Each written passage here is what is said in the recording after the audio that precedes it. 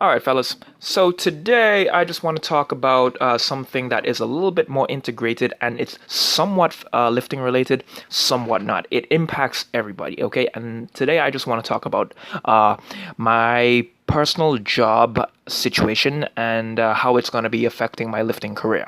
Okay, so as you guys know, I've beat this thing like a fucking dead horse. I work a very stressful job where usually about 12 hours a day, and I also want to lift and make gains in the gym with that, okay? Eventually, I think what's going to have to happen is that I'm going to have to swap jobs to a more to a less stressful job that has less hours, and I am willing to take a little bit of a pay cut in order to do that, okay? But there's a couple of reasons as to why I haven't done it yet, and I want to dive into that, okay? The first reason as to why I haven't decided to swap jobs yet is because I really just want to test what I'm made of, okay? With the long hours and the high stress, those things can impact your recovery in terms of lifting. I want to see how well I can manage my time, manage my stress, manage my energy, and still be able to work around that and make gains, okay? That is a really big kick to my ego, as you guys know, and it really, really runs my fucking life. I've beat that as like a fucking dead horse too. Okay. Another reason as to why I still haven't swapped jobs yet is because this employer that I'm currently working for, when I graduated from university, I had no like professional experience at all. Okay, zero. I was a cashier or a stock boy or like a fucking janitor, which is nothing that you can really take into like the quote unquote office world. Okay, this company decided to hire me on just because I am such an entertaining, good looking motherfucker. Okay. And I feel like I owe them at least a year or two in this job just to show my appreciation for them. Okay.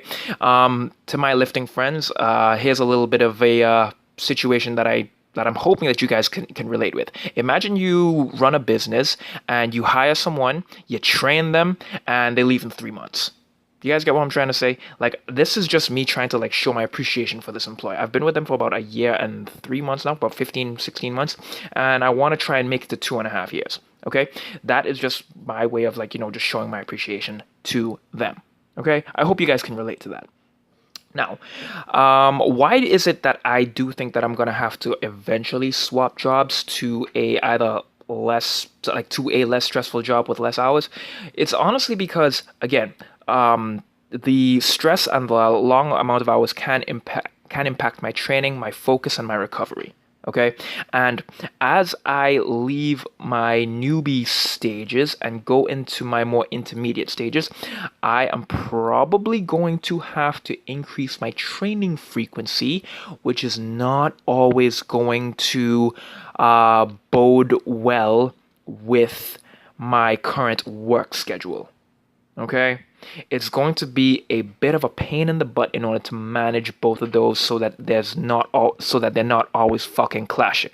Okay, I honestly feel like if I was to take a job which is more Monday through Friday, 9 to 5, instead of doing fucking rotations, I can keep my training frequency high. Right now, it's only about 3 times a week. Sometimes I'll make it four just for the fun of it, but I think eventually I'm gonna have to do 4 days minimum, and I hope and pray to God that it doesn't go up to five, but it might.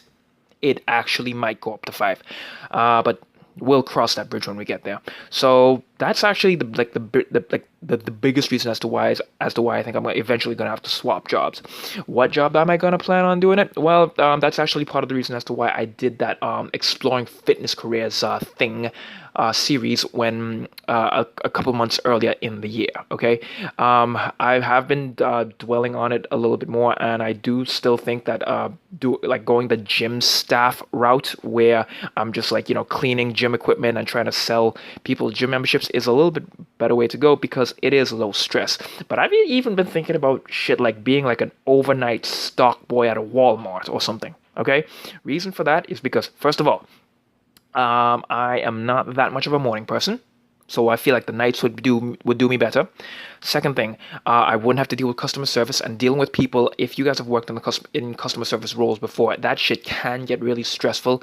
It can fuck you up mentally, especially if you like people and you don't want to deal with them in a in a in a business agenda type of way.